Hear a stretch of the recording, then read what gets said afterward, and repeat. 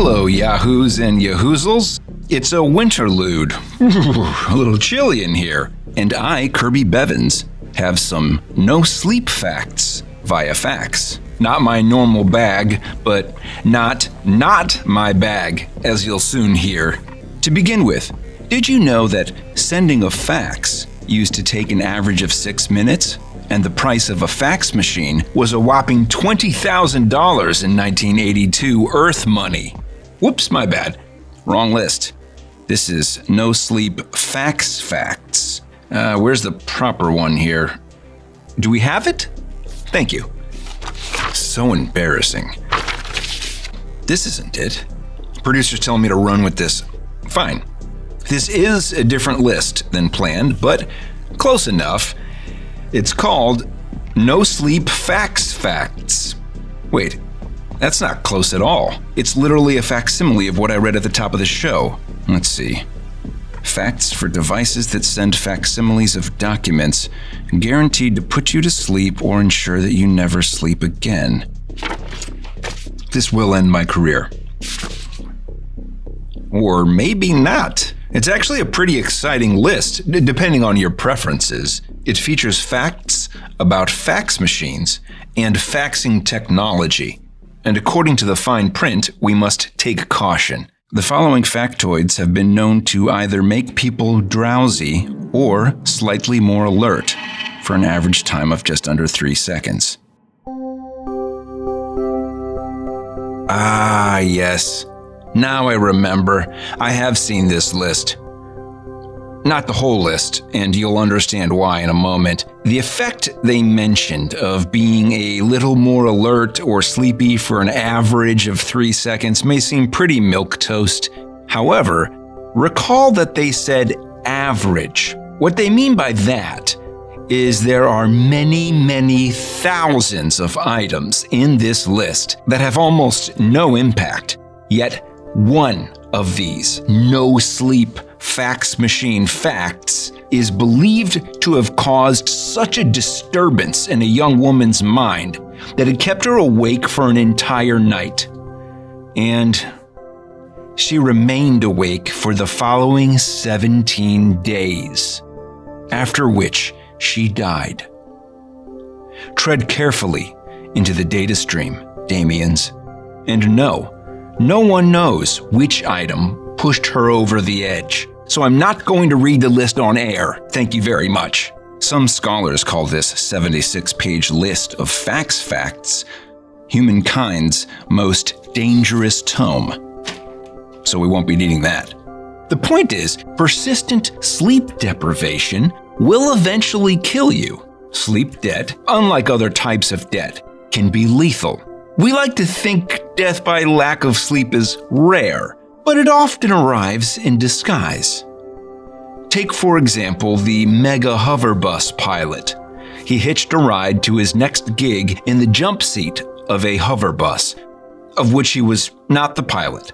He had been awake for 2, possibly 3 days, and was beginning to lose his grip on reality and, I guess, his sanity. Mid-flight, he unbuckled his harness, hopped to his feet, and pulled the red emergency handle to kill the engines. This put himself, the pilot, 3 staff members, and 296 passengers into a downward spiral. They plummeted through the air, and it seemed all hope was lost. An attendant made a last-ditch attempt at creating a diversion using a set of glow sticks reserved for emergencies. She wielded them free-handed in an ancient form of performance art known as raving, or more particularly, glow sticking. She waved and swung the glow sticks in front of her body, gyrating and moving in spasmodic bursts, capturing the imagination and attention of the off-duty pilot. This bought the remaining staff enough time to reignite the cold fusion reactor.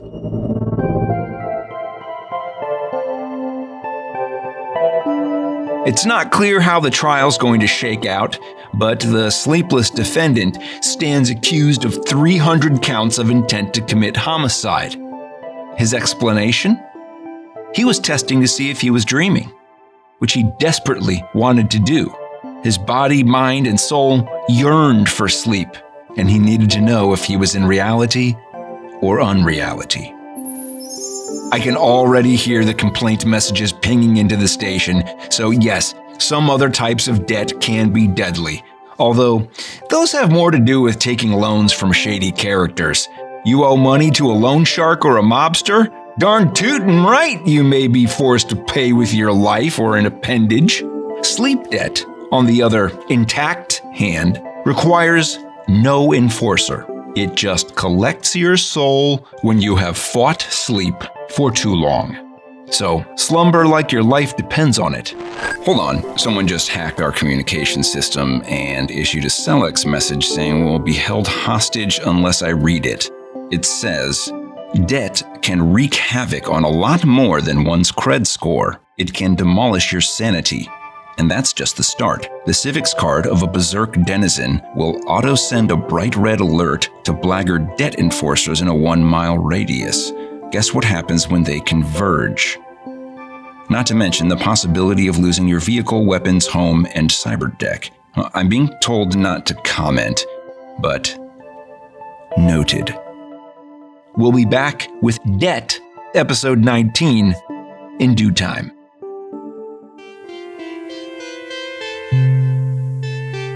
Special thanks to our newest patron, Tasha.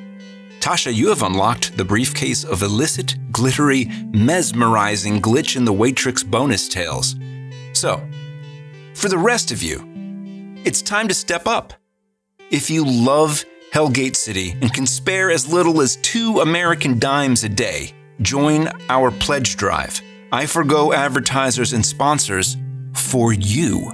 In return, I rely upon you providing support to ensure the show flourishes for our community. Help me focus on making the show rather than segments like this. Do you believe we can hit our goal to grow from 11 patrons to 100 by the end of the year? If you do, I do. It takes a village, and we can do it. We've got 3 weeks. Join me. Hit the link in the show notes. You'll also be able to stream my feature documentary, Shadow of About, for free as a member of the Dreamwalker tier. Not only did this movie win the coveted Cine Golden Eagle Independent Feature Documentary Award, it's the only film of its kind where you'll witness me as a young man trying to beatbox my way out of getting roasted by a group of teenagers for wearing tight pants in the early 2000s. Till next time, Dream Hackers. Also, rate us on Spotify.